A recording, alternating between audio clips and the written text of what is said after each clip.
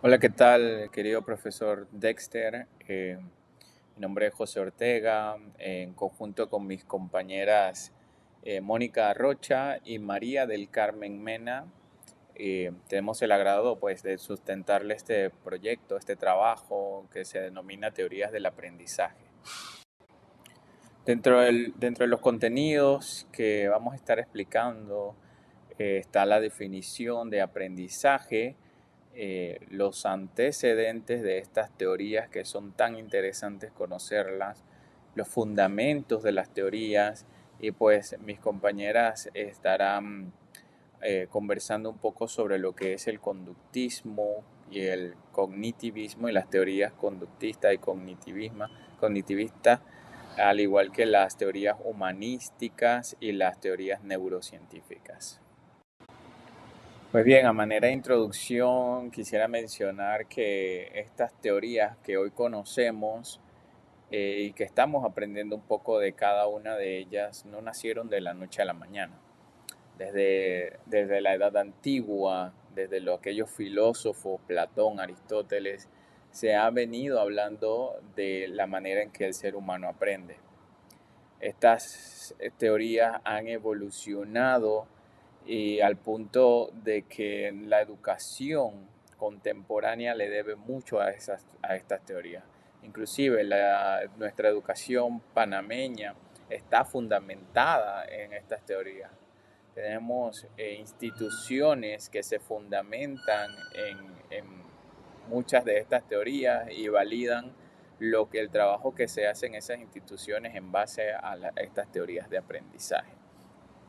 Es vital que el sistema esté fundamentado en estas teorías sólidas y que promuevan sobre todo un aprendizaje significativo para todos los estudiantes, ya que de esa manera podemos contribuir a la mejora de la calidad y equidad educativa en el país. No podemos iniciar a hablar sobre teorías de aprendizaje sin antes definir qué es aprendizaje. Dice que la definición del aprendizaje va desde el comportamiento de los protozoos hasta la resolución de problemas complejos en humanos, con diferentes perspectivas teóricas como el conductismo, la visión cognitiva.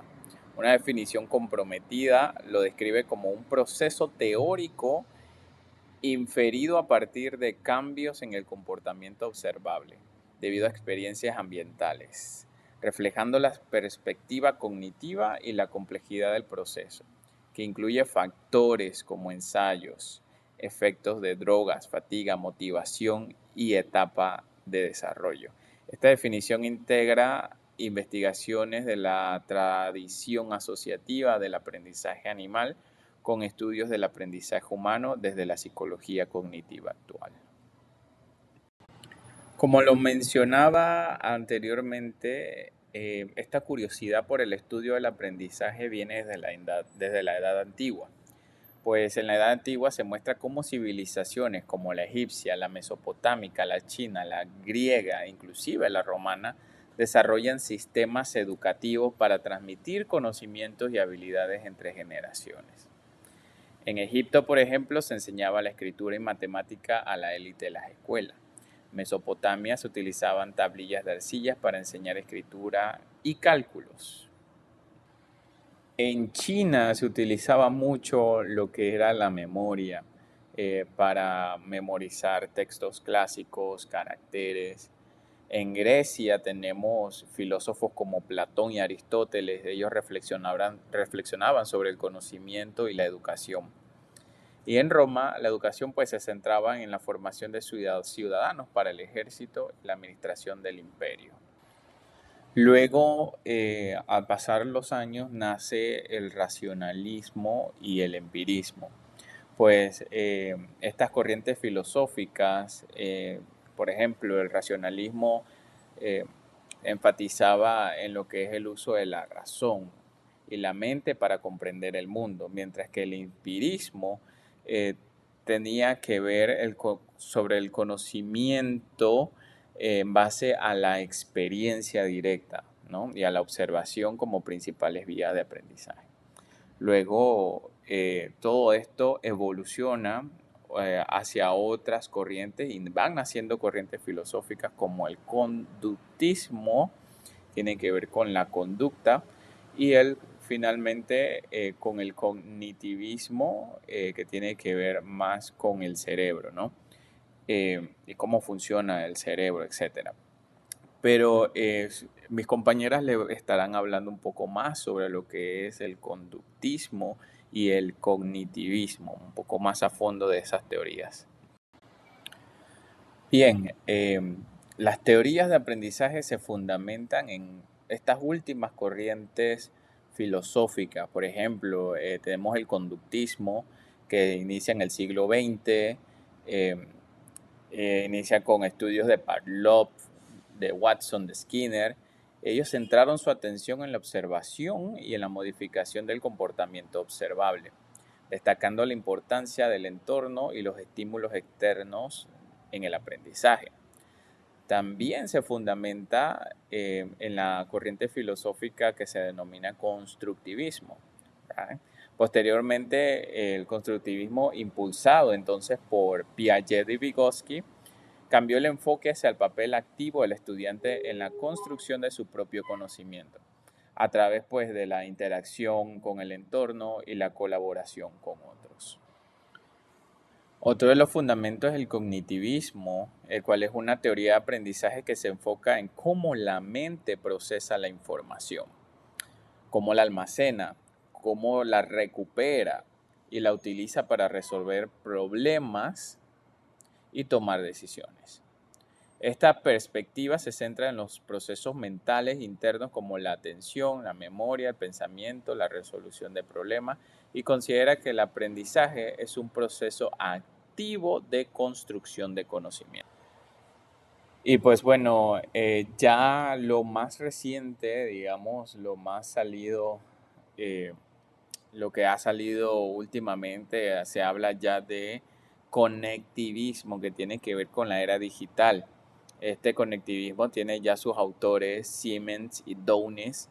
Ellos reconocen la importancia de las redes sociales y tecnológicas en el aprendizaje, destacando la necesidad de adaptarse a un entorno de información de constante cambio.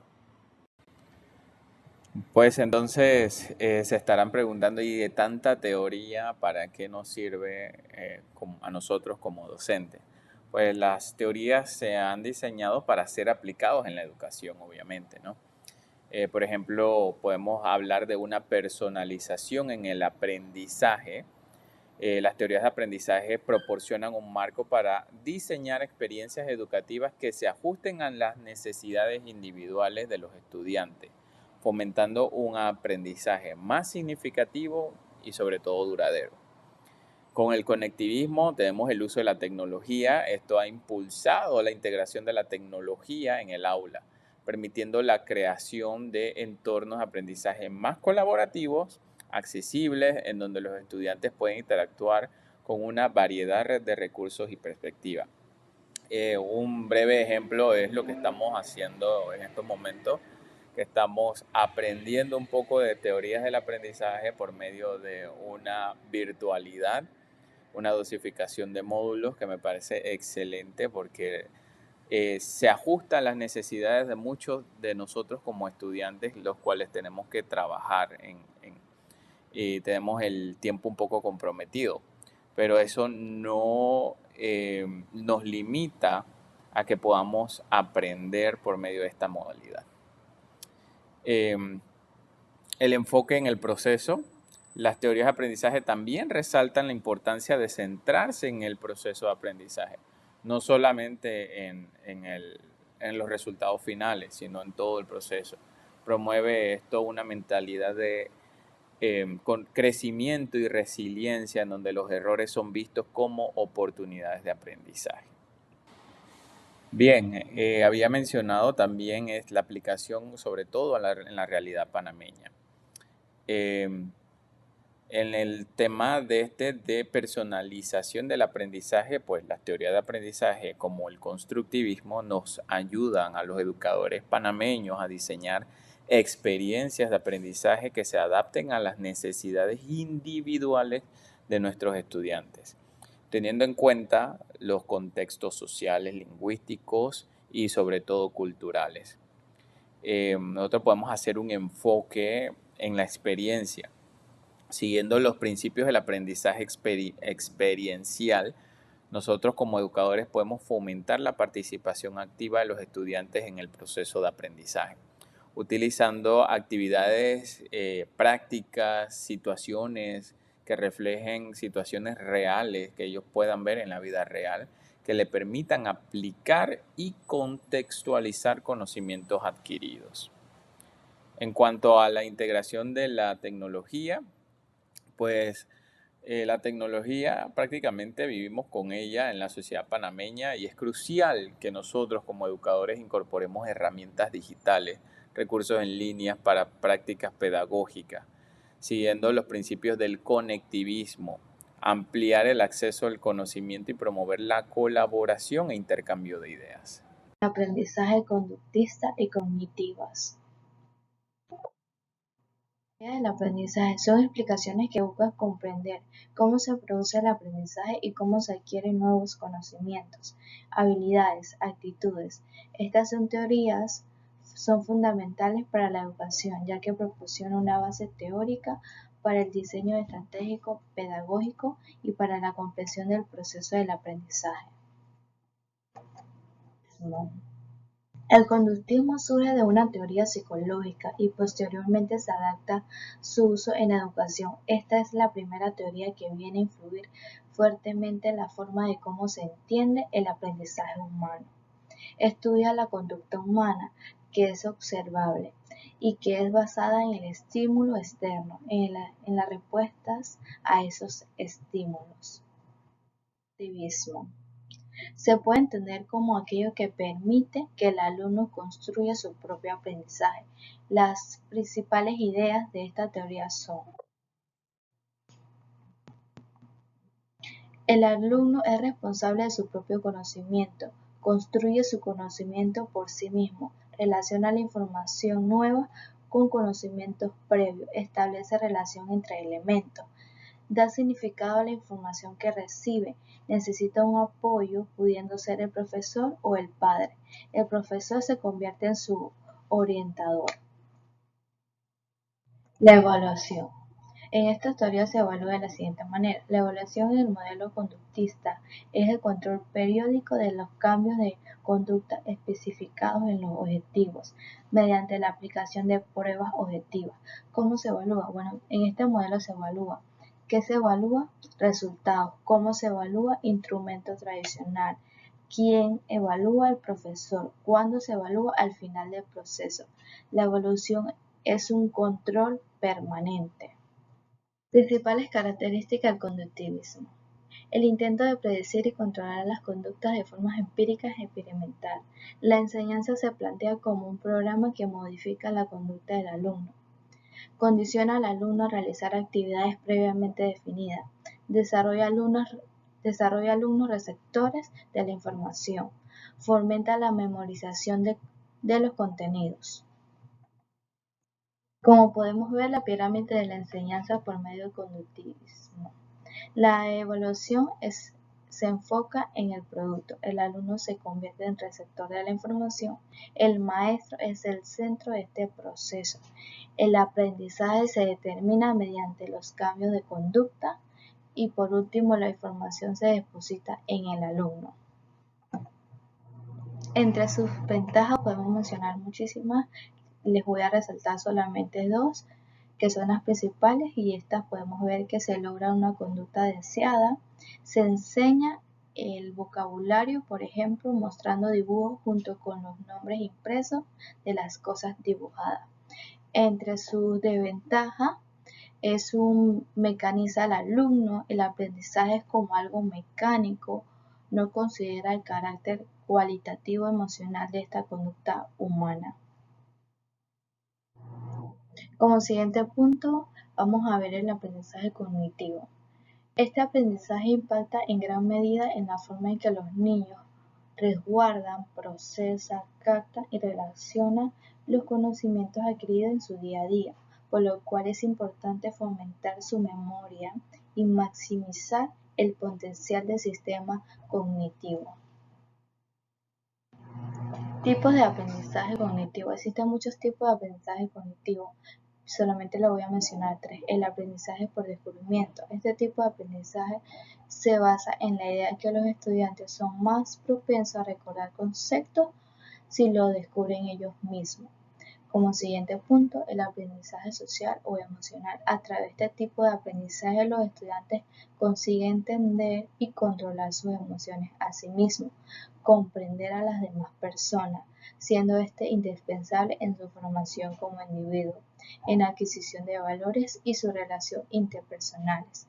Por último, aprendizaje experimental. Este aprendizaje se da lo mejor mediante la experiencia. Este tipo de proceso cognitivo se lleva a cabo a lo largo de su vida, aprendiendo diferentes lecciones a través de su diario vivir, aunque la adquisición de los conocimientos dependa de su nivel de reflexión que tenga cada individuo. Los principales beneficios del aprendizaje cognitivo. Resolución de problemas. Una de las habilidades que se adquiere en este proceso del aprendizaje es la capacidad para la solución de los problemas, pudiendo ser aplicados dentro de la clase y en situaciones cotidianas. Mayor confianza. Existe un incremento de la confianza para enfrentar diferentes retos y tareas desafiantes que se le presentan. Mejor comprensión. Mediante el aprendizaje cognitivo se consigue que los alumnos desarrollen una comprensión más profunda de nuevos conceptos. Aprendizaje continuo. Se logra un aprendizaje continuo, rápido, debido a que permite conectar con los conocimientos previos con nuevas informaciones. El humanismo señala que el aprendizaje es significativo cuando involucra a las personas, tanto en términos afectivos como en cognitivos, lo cual le permite desarrollar de forma vivencial y por tanto experimental. Vemos aquí pues en el trabajo que la teoría del aprendizaje humanista pone al individuo en el centro del proceso educativo, destacando la importancia de la experiencia personal y la autorrealización. Figuras como Carl Rogers y Abraham Maslow enfatizan la autoactualización y la empatía como claves para el crecimiento, ¿verdad? El modelo de Cole propone un ciclo de aprendizaje experimental que se adapta a los distintos estilos, mientras que la jerarquía de necesidades de Maslow influye en la motivación y en el desarrollo de la educación. Fundamentos de la teoría de aprendizaje humanista. La teoría de aprendizaje humanista, cuyos principales exponentes incluyen a Carl Rogers y Abraham Maslow, coloca al individuo como eje central del proceso educativo. Carl Rogers es un destacado psicólogo humanista que subraya la importancia de la experiencia personal y su significado en el aprendizaje, resaltando conceptos clave como es el autoconcepto y la autorrealización, la autoactualización, la empatía y la congruencia.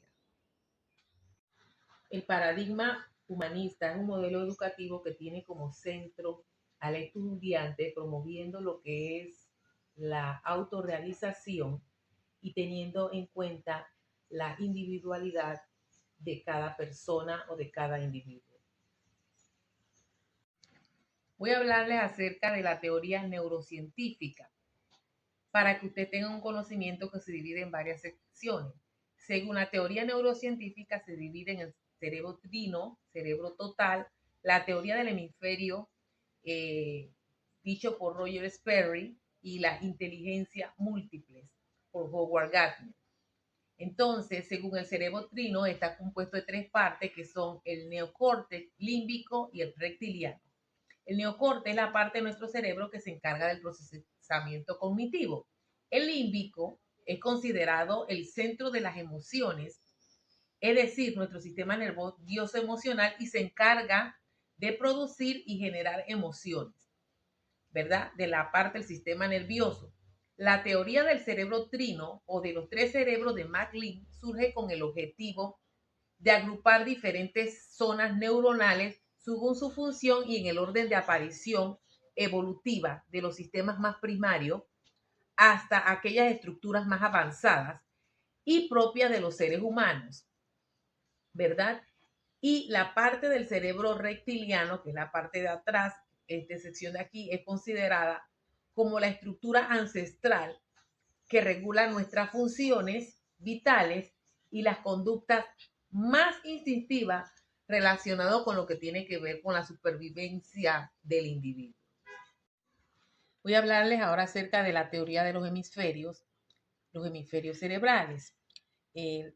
Aquí vamos a ver cómo está compartido el cerebro, que se divide en dos hemisferios, cada uno en 4 lóbulos. Aquí están los hemisferios conectados entre sí por el corpus callosum, que es esta parte de aquí.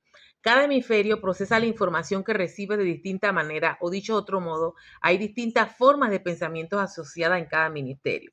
En el hemisferio derecho tenemos la parte intuitiva, al azar, holístico, concreto, fantasioso, no verbal, temporal, analógico, relaciones espaciales, formas y patrones, expresiones artísticas, creatividad, y visualiza sentimientos y emociones, ¿verdad?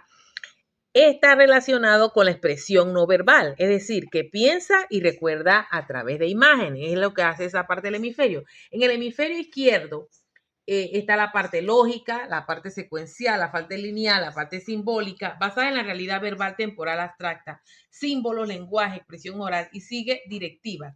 Es decir, que está relacionado con la expresión no verbal, que tiene que ver que lo que piensa y recuerda a través de lo que son las imágenes. Voy a hablarles ahora acerca de las inteligencias múltiples, que es la capacidad que tiene el ser humano de desenvolverse, ¿verdad? De acuerdo a las habilidades en las que ellos más se destacan. Tenemos aquí la inteligencia cinético-corporal. Aquí hay un círculo como un pastel donde está dividida las diferentes tipos de inteligencia. La cinético-corporal tiene que ver con la capacidad de expresarnos a través del movimiento, control del cuerpo, etc. La musical es para percibir melodía, ritmo, recordar y componer canciones con facilidad. La inteligencia lógico-matemática, compuesta por habilidades como clasificar, deducir, calcular relaciones y resolución de problemas. La inteligencia lingüística es aquella que tiene que ver con la habilidad del uso del lenguaje oral, escrito, preguntas constantes, interés por letras, palabras y la habilidad de aprender otros idiomas. La interpersonal es para establecer relaciones sociales y empatizar e interactuar con los demás. La inteligencia interpersonal es aquella que hace referencia al reconocimiento de emociones propias y la capacidad de introspección. La naturista o la inteligencia naturalista o naturista es la capacidad para el cuidado de lo que es el medio ambiente, personas que se preocupan por el medio ambiente, la armonía, en lo que es la naturaleza y los seres vivos. La espacial y visual es aquella que tiene la facilidad de orientarse y localizar objetos en el espacio a través de imágenes, mapas, planos, etc. Bien, al concluir este proyecto, este trabajo, hemos hecho un recorrido por las diversas teorías de aprendizaje desde la edad antigua hasta lo más moderno. Pues podemos concluir que estas teorías de aprendizaje son fundamentales para comprender cómo aprendemos y cómo podemos mejorar esos procesos educativos, ¿no? Ofrecerle a nuestros estudiantes una educación de calidad en donde mantengamos todos al tanto del desarrollo, en donde podemos aprender sobre las necesidades del estudiante y así tratar de comprender cómo moldear nuestras estrategias didácticas para que ellos en realidad tengan un aprendizaje significativo. Si bien es cierto, como mencionamos, todas estas teorías han sufrido cambio y la educación, lo que me da a pensar, lo que nos da a conocer que la educación está en constante cambio. En cuanto al contexto educativo panameño, estas teorías ofrecen un marco sólido para mejorar la calidad de educación, la equidad educativa en Panamá. Aplicar todos estos principios en el aula y el diseño de políticas educativas, vamos a poder transformar el sistema educativo panameño. ¿Por qué? Porque vamos a promover un aprendizaje significativo, inclusivo, relevante para todos los estudiantes y así enfrentar los desafíos del siglo XXI y bueno, finalmente contribuir al desarrollo sostenible y próspero del país. Muchas gracias.